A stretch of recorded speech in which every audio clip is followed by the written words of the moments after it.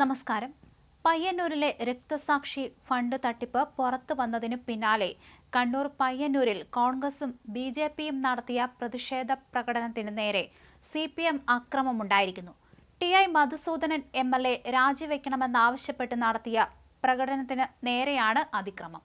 പരിക്കേറ്റ പ്രതിഷേധക്കാരെ ആശുപത്രിയിലേക്ക് മാറ്റിയിട്ടുണ്ട്. നിരവധി പേർക്ക് പരിക്ക് പറ്റിയെന്നാണ് ലഭ്യമാകുന്ന വിവരം.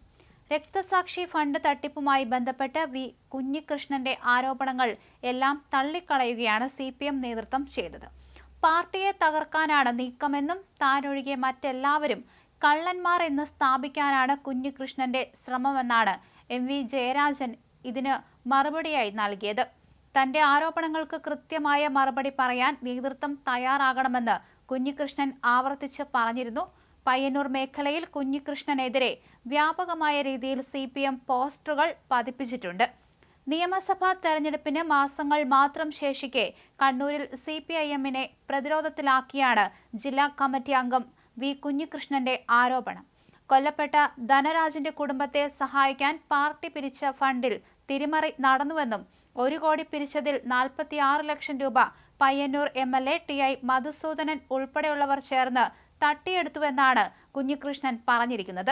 പാർട്ടിക്ക് തെളിവ് നൽകിയിട്ടും നടപടി എടുത്തില്ലെന്നും കുഞ്ഞികൃഷ്ണൻ പറയുകയും ചെയ്തു.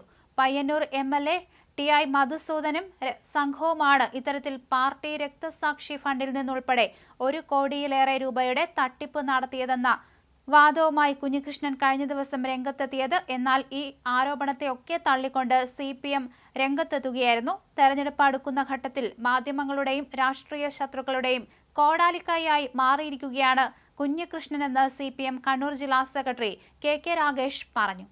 പാർട്ടിയെ ബഹുജനമധ്യത്തിൽ തെറ്റിദ്ധരിപ്പിക്കുന്ന നിലയിൽ ആരോപണങ്ങൾ ഉന്നയിച്ച് എതിരാളികൾക്ക് കടന്നാക്രമിക്കാൻ ആയുധം നൽകുന്ന കുഞ്ഞികൃഷ്ണന്റെ പ്രവൃത്തി ഒരിക്കലും അംഗീകരിക്കാൻ കഴിയാത്തതാണെന്നും രാഗേഷ് പ്രസ്താവനയിൽ അറിയിച്ചു.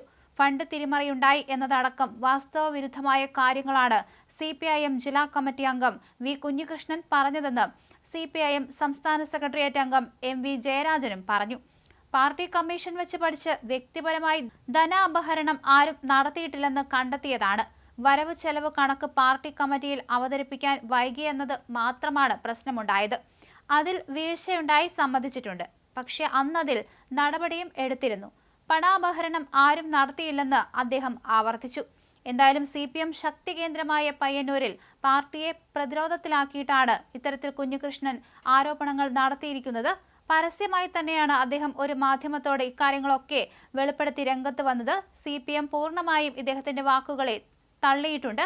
പാർട്ടിയുടെ നിലപാടിന് യോജിക്കാത്ത കാര്യങ്ങൾ ചെയ്യുന്നവരെ ഒരു രീതിയിലും വെച്ചു പൊറുപ്പിക്കില്ലെന്ന് കണ്ണൂർ ജില്ലാ സെക്രട്ടറി KK രാഗേഷും പ്രതികരിച്ചിരുന്നു. അതിന് പിന്നാലെയാണ് ഇപ്പോൾ വ്യാപകമായ രീതിയിൽ പ്രതിഷേധം നടത്തിവന്നത്. നഗരത്തിലെമ്പാടും ഇത്തരത്തിലുള്ള പ്രതിഷേധം നടന്നുവരികയാണ്. പയ്യന്നൂരിൽ കോൺഗ്രസും ബി.ജെ.പിയും നടത്തിയ പ്രതിഷേധ പ്രകടനത്തിന് നേരെയാണ് CPM ഇപ്പോൾ ആക്രമണം നടത്തിയിരിക്കുന്നത്.